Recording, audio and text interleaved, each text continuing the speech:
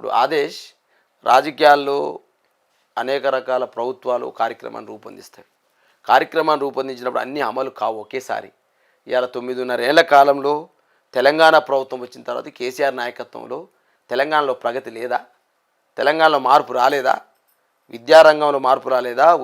వైద్య రంగంలో మార్పు రాలేదా? వ్యవసాయ రంగంలో మార్పు రాలేదా? విద్యుత్ రంగంలో మార్పు రాలేదా?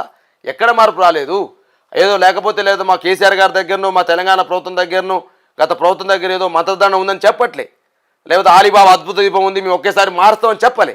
ఎవరి జీవితాలు కూడా ఒకేసారి మారవు కదా. ఇలా మొక్క పెట్టగానే ఏమంటే పండ్లు కాస్తుందా? కాయదు కదా.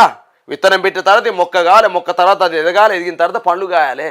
కేసీఆర్ నాయకత్వం కూడా ప్రయారిటీస్ ప్రకారము ఆ రోజు తెలంగాణ తొలి ముఖ్యమంత్రి గారు ప్రజల అవకాశం ఇస్తే ఇలా అన్ని రంగాలలో ఒక్కొక్కటి తీర్చుకుంటూ ముందుకు వస్తూ ఉన్నాము. మేము కూడా అన్నీ చేసినామని నేను చెప్పట్లే కదా.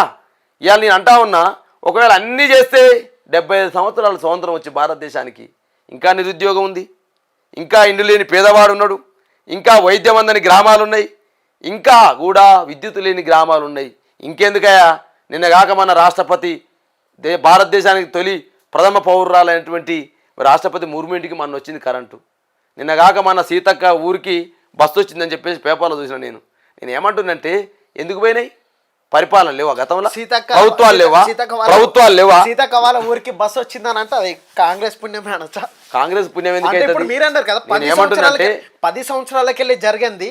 ఇవాళ వచ్చిన 30 రోజుల్లో లేకపోతే నెలనో 2 నెలలను కాంగ్రెస్ గవర్నమెంట్ చేసిందని ఒప్పుకుంటారా? నేను ఏమంటున్నంటే ఇలా కాంగ్రెస్ ప్రభుత్వం కాదు, ఇలా మాకంటే ముందు 44 ఏళ్ళు కాంగ్రెస్, 10 సంవత్సరాలు మాకంటే ముందు 44 సంవత్సరాలు ఉమ్మడి ఆంధ్రప్రదేశ్ కాంగ్రెస్ పార్టీ పరిపాలించింది.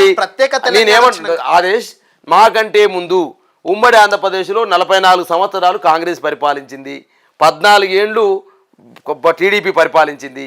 మరి ఈ విధంగా ఈ పరిపాలనలో కూడా ఇన్ని సంవత్సరాలు కాంగ్రెస్ మాకు ఎక్స్పీరియన్స్ ఉన్నా కదా, మరి ఎందుకు ఇవ్వాలి? ఇన్ని గ్రామాలలో కరెంటు లేదు, ఇన్ని గ్రామాల్లో బస్సు లేదు, ఇన్ని గ్రామాల్లో వైద్యం లేదు, ఇన్ని గ్రామాల్లో స్కూల్ లేదు, ఇన్ని గ్రామాల్లో కరెంటు లేదని అడుగుతాను. నేను ఏమంటున్నా ఉద్యమ నాయకులు కొట్లాడి ప్రత్యేక తెలంగాణ తెచ్చుకున్నది. అందుకనే కదా తెలంగాణ తెచ్చినాం కాబట్టి ఇవాళ తెలంగాణ రాష్ట్రం. ఇవాళ సార్ ఇవాళ నీ వెనక ఇటును మీ పుష్పం ఏదంటే ఏం చెప్తావు? నువ్వు తంగడి చెట్టు అని చెప్తావు.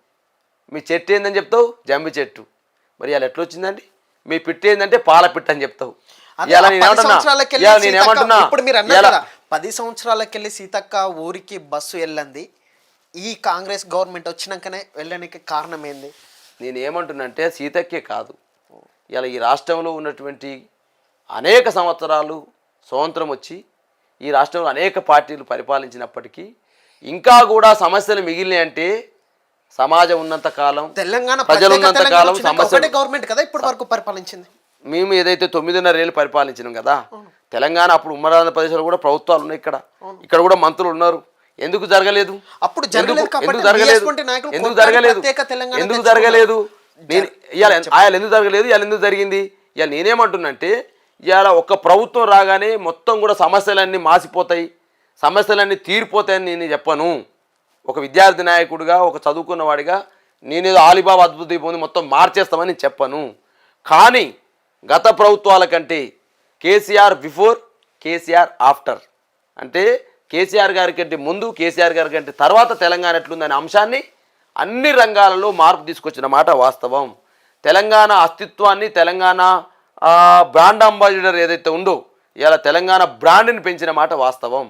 కానీ అన్ని సమస్యలు తీర్చామని మీ టీవీ ద్వారా నేను చెప్పను, సమస్యలు ఉన్నమాట వాస్తవం.